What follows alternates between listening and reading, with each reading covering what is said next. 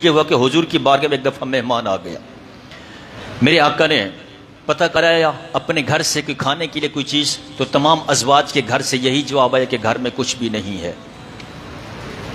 اللہ اکبر، مالک کونین ہیں گو پاس کچھ رکھتے نہیں، دو جہاں کی نعمتیں ہیں ان کے خالی ہاتھ میں.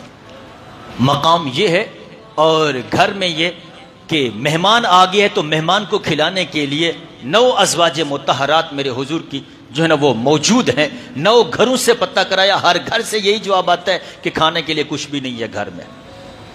اللہ اکبر.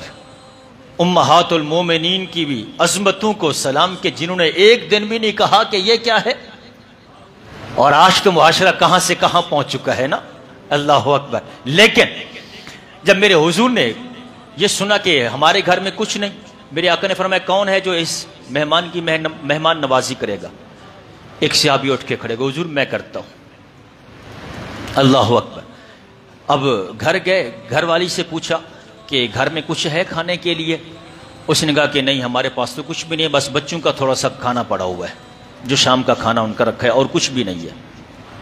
کہا حضور کے مہمان نے آنا ہے، آپ ایسا کرنا نا کہ جب بچوں کو رات کو سلا دینا بہلا پھسلا کے، مہمان آ جائے گا تو کیونکہ وہ ایک بندے کا کھانا ہے، تو ایسا کریں گے کہ جب میں کھانا جا کے مہمان کے سامنے رکھوں تو تم اٹھ کے دیا، چراغ اس وقت جلتے ہوتے تھے، چراغ صحیح کرنے کے بہانے چراغ بجھا دینا.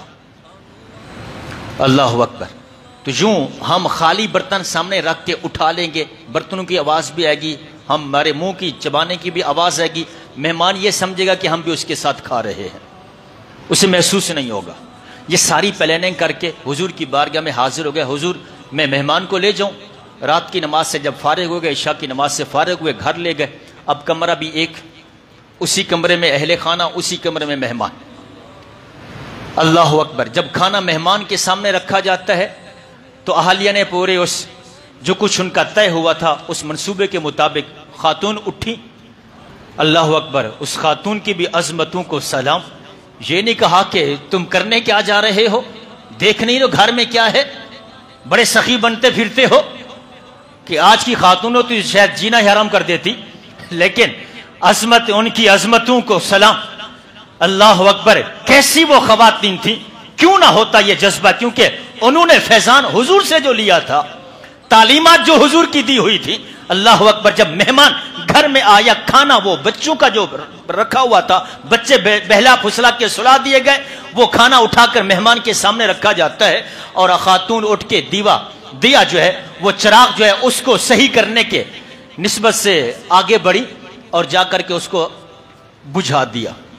اب خالی برتن اٹھائے اپنے سامنے رکھے، برتن کی آواز آ رہی ہے، مہمان کے سامنے کھانا رکھا ہوا ہے، وہ کھانا کھا رہا ہے، یہ میاں بیوی خالی منہ ہلا رہے ہیں.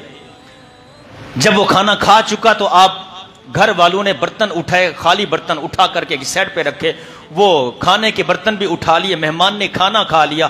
اللہ اکبر. صبح ہوتی ہے، مہمان نے رات گزاری وہاں، صبح حضور کی بارگاہ میں یہ بعد میں پہنچے، قرآن پہلے آ گیا، جبریل پہلے آ گئے اور آ کر کے کہا وَيُؤْثِرُونَ عَلَىٰ أَنفُسِهِمْ وَلَوْ كَانَ بِهِمْ خَصَاصَةٌ. اللہ اکبر. اور اپنی جانوں پر ان کو ترجیح دیتے ہیں اگرچہ انہیں خود شدید حاجت ہو. بخاری شریف کی حدیث کتاب المناقب کے اندر حدیث نمبر 5314 ہے. میرے آقا فرماتے ہیں کہ ضحک اللہ اللیلہ. جب یہ صحابی حضور کی بارگاہ میں، توجہ سے سننا بات، میرے حضور نے فرمایا کہ اے صحابی، تو نے جو مہمان نوازی کی ہے رات، وہ اپنے گھر میں رات کے اندھیرے میں مہمان نوازی کر رہے تھے. مدینے کے تاجدار اپنی مسند پر بیٹھ کے دیکھ رہے تھے کہ میرے صحابی کے گھر میں میرے مہمان کی کس انداز سے جو مہمان نوازی ہو رہی ہے. حضور گھر میں بیٹھ کے دیکھ رہے ہیں. فرمایا اے میرے صحابی سن، تیری مہمان نوازی میرے رب کو اتنی پسند آئی ہے کہ ضحک اللہ اللیلہ، اللہ ساری رات مسکراتا رہا ہے.